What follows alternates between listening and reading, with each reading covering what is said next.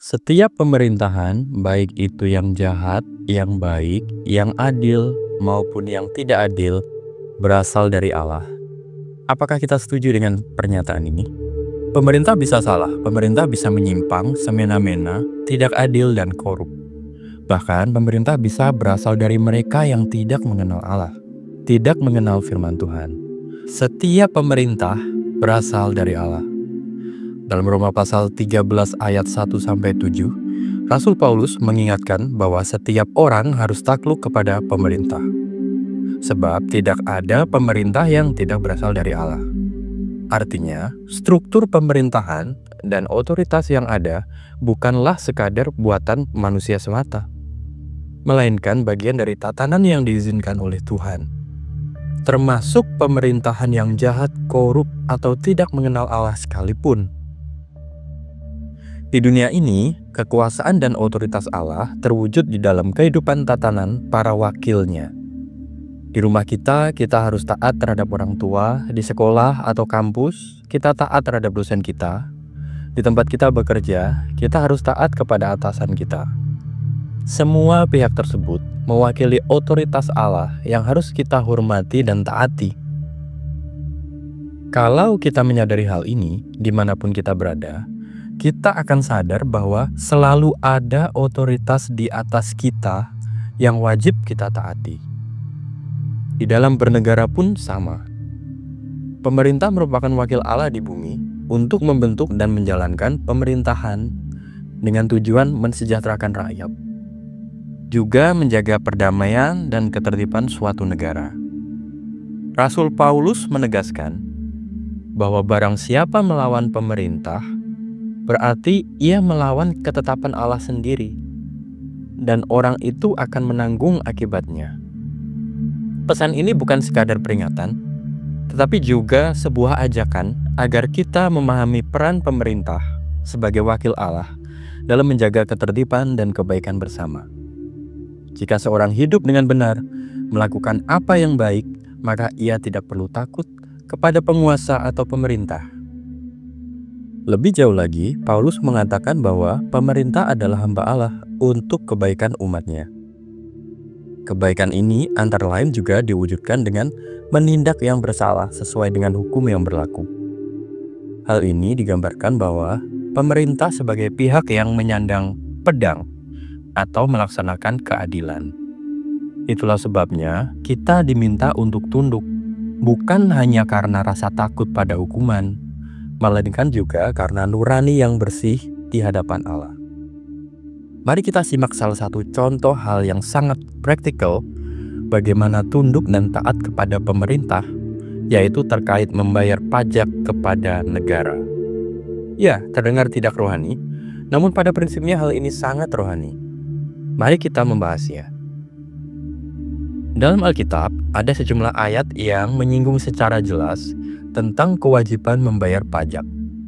Salah satu yang paling sering dikutip adalah perkataan Yesus dalam Injil Matius 22, yang merupakan jawaban Tuhan Yesus atas pertanyaan orang Farisi kepadanya, apakah boleh membayar pajak kepada Kaisar Romawi? Konteks pertanyaan orang Farisi kepada Tuhan Yesus ini adalah sebagai berikut. Pada saat itu, Kekaisaran Romawi menjajah bangsa Yahudi di Israel, sehingga orang Yahudi di sana diwajibkan membayar pajak bagi raja asing, yaitu Kaisar Romawi. Para Farisi dan pendukung Herodes mengajukan pertanyaan ini sebagai jebakan untuk menjebak Tuhan Yesus. Pertanyaan ini terbilang tricky, sebab akan bisa di-framing secara politis. Jika Tuhan Yesus mengatakan tidak boleh membayar pajak, ia akan dianggap melawan pemerintah Romawi. Jika Yesus mengatakan boleh, ia akan dikritik oleh orang Yahudi yang tidak menyukai penjajahan Romawi. Untuk menjawab pertanyaan itu, Tuhan Yesus meminta mereka menunjukkan uang yang bergambar dan bertuliskan Kaisar. Berikut kutipan dari Matius 22 ayat 16-22. Mereka menyuruh murid-murid mereka bersama orang-orang Herodian bertanya kepadanya, "Guru, kami tahu engkau adalah seorang yang jujur dan dengan jujur mengajar jalan Allah, dan engkau tidak takut kepada siapapun juga. Sebab engkau tidak mencari muka. Katakanlah kepada kami pendapatmu. Apakah diperbolehkan membayar pajak kepada kaisar atau tidak?" Tetapi Yesus mengetahui kejahatan hati mereka itu, lalu berkata, "Mengapa kamu mencobai aku, hai orang-orang munafik? Tunjukkanlah kepadaku mata uang untuk pajak itu." Mereka membawa suatu dinar kepadanya. Maka ia bertanya kepada mereka, "Gambar dan tulisan siapakah ini?" Jawab mereka, "Gambar dan tulisan Kaisar." Lalu kata Yesus kepada mereka, "Berikanlah kepada Kaisar apa yang wajib kamu berikan kepada Kaisar, dan kepada Allah apa yang wajib kamu berikan kepada Allah." Mendengar itu, heranlah mereka dan meninggalkan Yesus lalu pergi.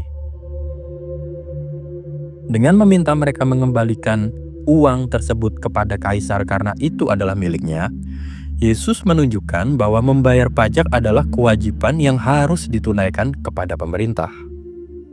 Namun, Yesus juga mengingatkan bahwa manusia adalah milik Allah, sehingga mereka juga harus memberikan hidup, kesetiaan, hati, dan waktu mereka kepada Tuhan.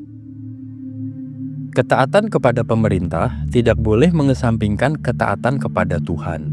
Manusia harus memberikan seluruh hidupnya kepada Allah. Hal senada juga ditegaskan Paulus dalam suratnya kepada jemaat di Roma. Di dalam Roma pasal 13, ayatnya yang ke-6 dan ke-7, ia menuliskan, "Itulah juga sebabnya kamu membayar pajak. Karena mereka yang mengurus hal itu adalah pelayan-pelayan Allah. Berikanlah kepada setiap orang apa yang wajib kamu berikan, pajak kepada orang yang berhak menerima pajak, cukai kepada orang yang berhak menerima cukai, rasa takut kepada orang yang berhak menerima rasa takut, dan hormat kepada orang yang berhak menerima hormat."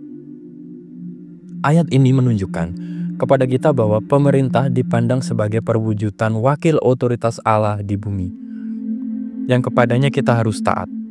Membayar pajak adalah bentuk partisipasi dan dukungan masyarakat kepada para pelayan Allah, yaitu para perangkat negara yang menjalankan tugas pemerintahan. Paulus mengatakan bahwa kita perlu membayar. Dalam hal ini berarti juga menunaikan apa yang harus kita berikan atau lakukan, yaitu membayar pajak, cukai, memberi rasa hormat, bahkan menunjukkan sikap takut atau segan kepada otoritas yang berwenang. Dengan begitu, kehidupan bernegara menjadi seimbang. Rakyat hidup dalam ketaatan, dan pemerintah menjalankan tugasnya untuk keadilan serta kebaikan bersama. Ada pertanyaan penting. Bagaimana bila pemerintah jauh dari Allah, tidak mengenal Allah? Secara singkat, jawabannya adalah Tuhan mengizinkan pemerintahan itu terjadi. Oleh karena itu, kita tetap harus taat dan setia.